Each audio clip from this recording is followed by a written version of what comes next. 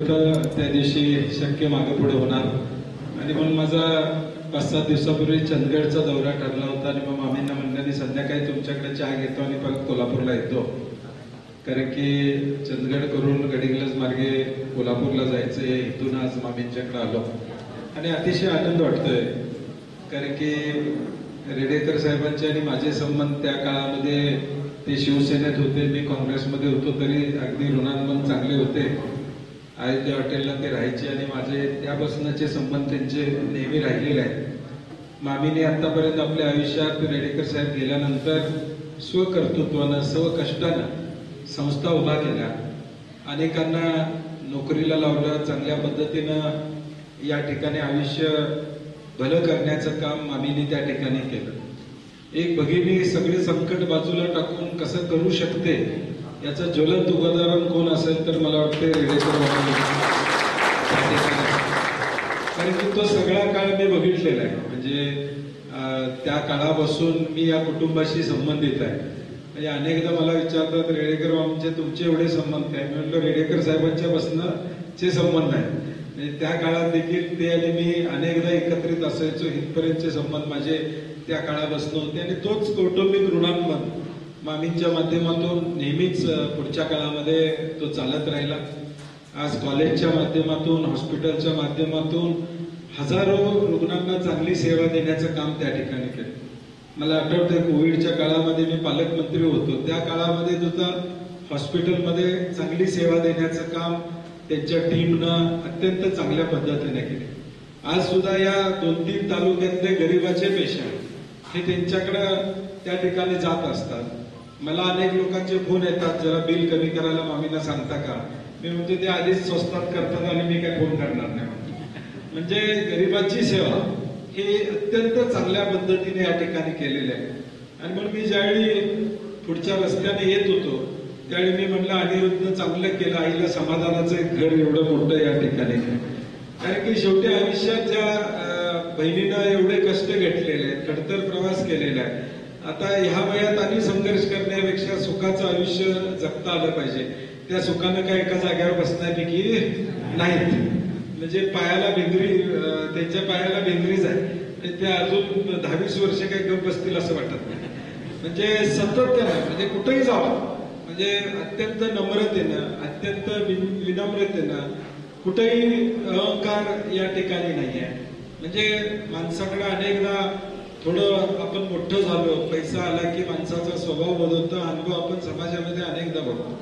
परंतु मी किती वर्ष, गेले 25 वर्ष मामींना बघतोय, काही सुद्धा फरक या भगिनीमध्ये मला तरी आढळलेला या ठिकाणी आहे. त्या नम्र 25 वर्षापूर्वी होत्या, आता सुद्धा एवढी श्रीमंती, एवढ्या संस्था, एवढं सगळं आम्हाला असताना सुद्धा ती विनम्रता अजून सुद्धा या ठिकाणी जोपासलेली आहे. मला वाटतंय ती विनम्रता घेण्याचं काम तुम्ही आम्ही सर्वांनी या ठिकाणी करणं गरजेचं आहे.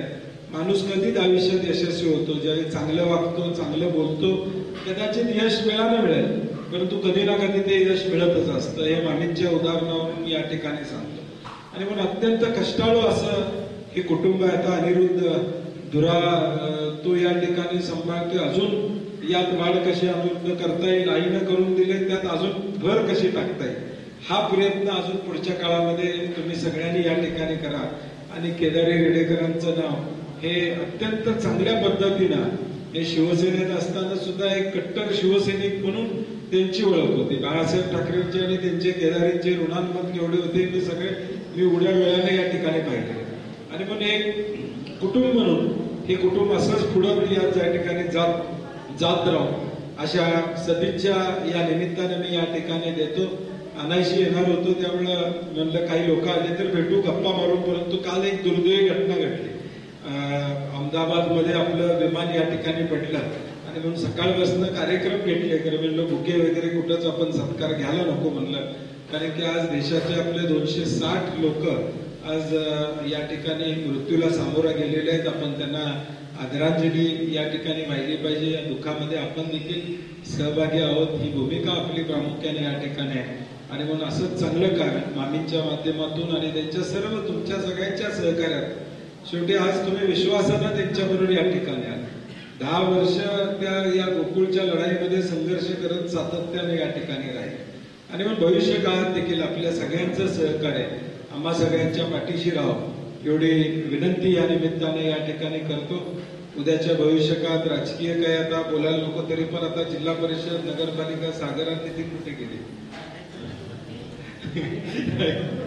त्यामुळे नगरपालिका असेल, जिल्हा परिषद असेल, पंचायत समिती असतील, सगळे मिळून महाविकास आघाडी आणि जनता दल आम्ही हाय बरोबर तुमच्या, त्यामुळं सगळे मिळून महाविकास आघाडी म्हणून या ठिकाणी शेवटी संघर्ष करावा लागतोय. आता या जिल्ह्याच्या राजकारणामध्ये गेले 20-25 वर्ष मी या जिल्ह्याच्या राजकारणात आहे. बऱ्याचदा कुठल्या तर पंचवार्षिकला सगळे माझ्या बरोबर असते, एखाद्या पंचवार्षिकला मी एकटा असतोय, आता एकटा आहे, तुम्ही सगळे आहे ना माझ्याबरोबर.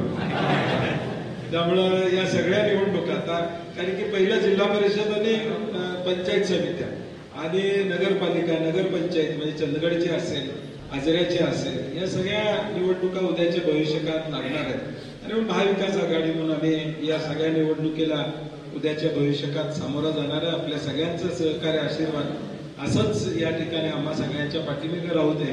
मामींना मनापासून शुभेच्छा देतो की कष्टानं एका भगिनीनं आजपर्यंत हा प्रवास केलेला आहे, त्या कष्टातूनच मोठा हा वटवृक्ष या ठिकाणी तयार झालेला, असाच तो फुलत राहू अशी अंबाबाई चरणी प्रार्थना करतो आणि माझे 2 शब्द संपवतो.